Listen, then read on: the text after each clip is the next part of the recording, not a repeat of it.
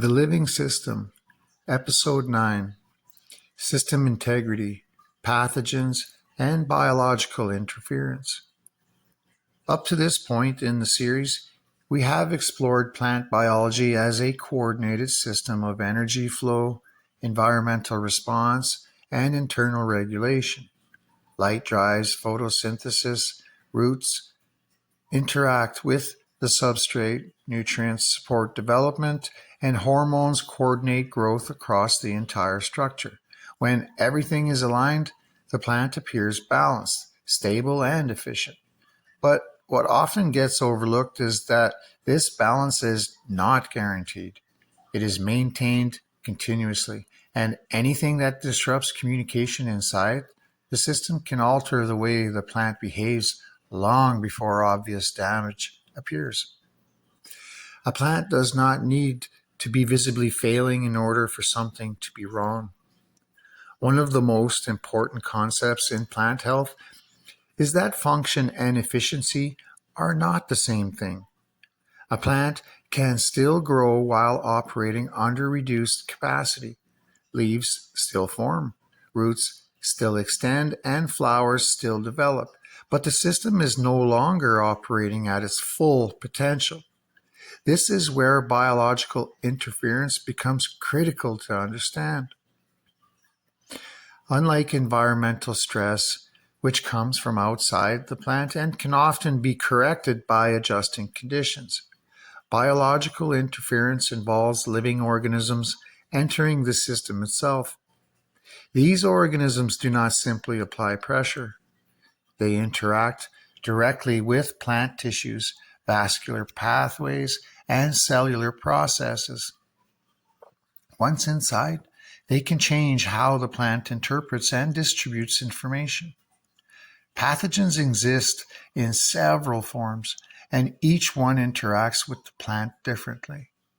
Fungi, water molds, bacteria, viruses, viroids, and insect-vectored diseases all represent different strategies of biological disruptions. Some destroy tissue directly, some block transport systems, and others alter the plant's internal signaling so that normal development becomes less efficient over time. One of the most common fungal pathogens in cultivation is PM, powdery mildew. It spreads through airborne spores that settle on leaf surfaces and begin colonizing tissue. Unlike many fungi that require freestanding water to establish infection, powdery mildew can develop in relatively dry environments as long as microclimate conditions are favorable. Once established, it forms a visible white layer on the surface of leaves, but the real impact happens underneath. It inserts feeding structures into living cells and begins drawing resources from the plant. Over time, this reduces photosynthetic efficiency, limits energy production, and gradually weakens overall growth. The plant continues functioning, but its ability to convert light into usable energy becomes less effective. Another major fungal threat is Fusarium, which behaves very differently. Instead of targeting leaf surfaces, it often enters through the root zone and spreads into vascular tissues. Once inside the plant's transport system, it interferes with the movement of water and nutrients. This is where many growers become confused because the plant may show signs that resemble nutrient deficiency or drought stress even when water and nutrients are present. The issue is not availability. The issue is delivery. Fusarium compromises the internal pathways that allow resources to move through the plant, creating a breakdown in distribution rather than supply. A similar but often overlooked group of pathogens are water molds, also known as oomycetes, with Pythium being one of the most important examples. Pythium is frequently associated with root rot, especially in hydroponic or overwatered environments where oxygen levels are low. Unlike True fungi, water molds thrive in saturated conditions and can spread rapidly through nutrient solutions and wet media. When Pythium infects roots, the visible white, healthy root structure begins to degrade, turning brown and losing function. As oxygen uptake and nutrient absorption decline, the plant begins to behave as though it's under constant stress, even if the environment appears optimal. This is one of the most common hidden causes of decline in controlled cultivation system. Another related organism is Phytophthora, which also attacks root and crown tissues and is known for its persistence in contaminated environments. These organisms highlight an important principle. Not all root problems are nutrient related. Some are biological, and they directly reduce the plant's ability to interact with its environment. Bacterial pathogens add another layer of complexity. Unlike fungi and water molds, bacteria often require wounds or entry points to infect plant tissue. Species such as Xanthomonas and Pseudomonas can cause leaf spotting, tissue degradation, and systemic infection under favorable conditions. They are frequently spread through water droplets, tools, or contaminated surfaces. What makes bacterial issues particularly challenging is that they often appear as small, localized symptoms before expanding under the right environmental conditions. As we move further into biological interference, viruses represent a different strategy entirely. Viruses are not complete organisms in the traditional sense. They consist of genetic material encased in a protein coat and rely entirely on the host's cellular machinery to reproduce. Once inside a plant cell, a virus redirects normal cellular function towards producing more viral material. One of the most historically significant examples is tobacco mosaic virus, which helped establish the foundation of modern plant virology.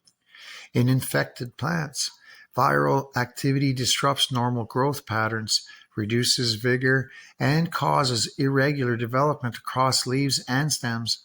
The plant continues to grow, but part of its internal machinery is no longer working for its own development. Even more unusual than viruses are viroids. Viroids are extremely small circular RNA molecules that contain no protein coat and no code for proteins. Despite their simplicity, they are capable of altering plant development by interfering with regulatory systems inside the host. Instead of destroying tissue directly, they disrupt how the plant processes internal instructions. Growth becomes less consistent, development slows, and overall performance declines as the plant begins operating under distorted internal signaling. One of the most significant viroid issues in modern cannabis cultivation is Hop Latent Viroid, often referred to as HLVd, minora, plant AIDS, and several other.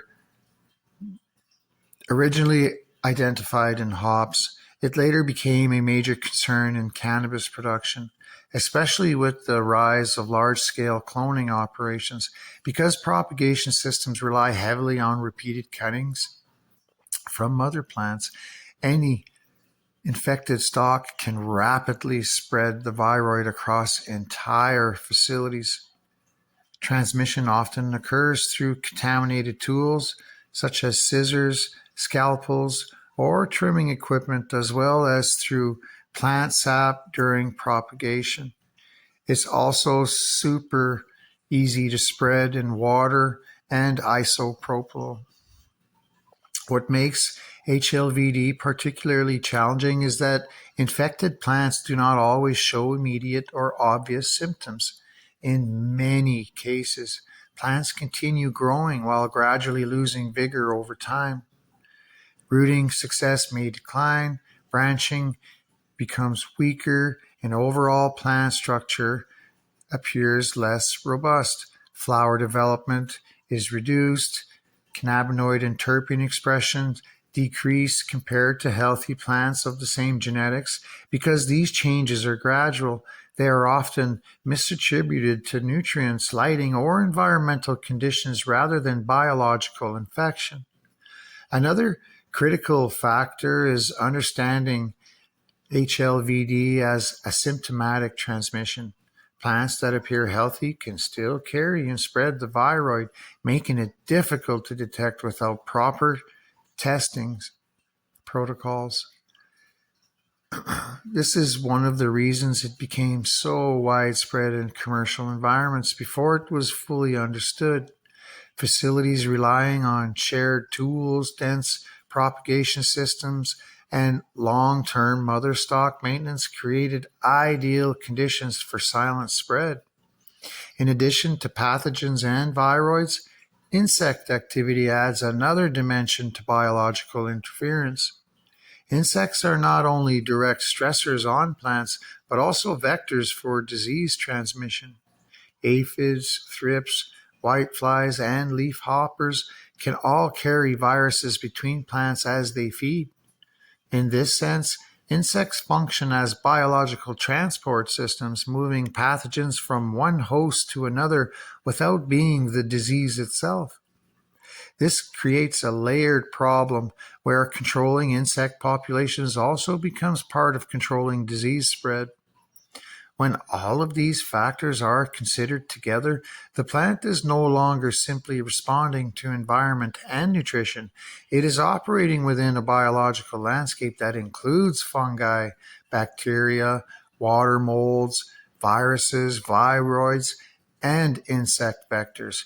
Each of these interacts with the plant in different ways, but all of them ultimately influence the same internal system, the plant's ability to maintain coordinated function across all of its biological processes.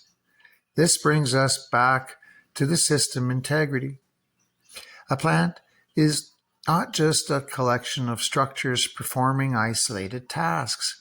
It is a coordinated network of communication, transport, and regulation. When that communication is disrupted, the plant does not immediately fail. It continues operating, but less efficiently, less consistently, and less predictably. The most important lesson in plant pathology is not that plants get sick, is that they can continue growing while already compromised. And in cultivation, that difference defines everything.